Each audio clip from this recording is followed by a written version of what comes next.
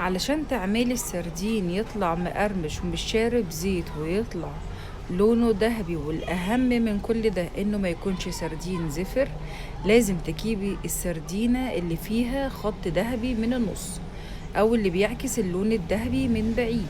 دي السردينة اللي بتكون دسمة وبتكون مبطرخة ومش بتكون في لحمها أي نوع من أنواع الزفارة خالص. هندخل على التتبيلة: معلقة كمون، معلقة توم باودر، معلقة ملح، عصير ليمونة. الدقيق بتاعنا بنحط فيها معلقة كمون بس. وبعد كده بنبتدي نقفل السردين. لو هو سردين متوسط بنعمله 7 و8 في الطاسة زي ما موضح في الفيديو، وبتحطي كل 2 سردينة في بعض وبتلزقي الديل بمية السمك اللي موجودة عندك وبالدقيق، وهتقليها وتضغطي على الراس كويس بالشوكة عشان مش بيبقى فيها اي دم.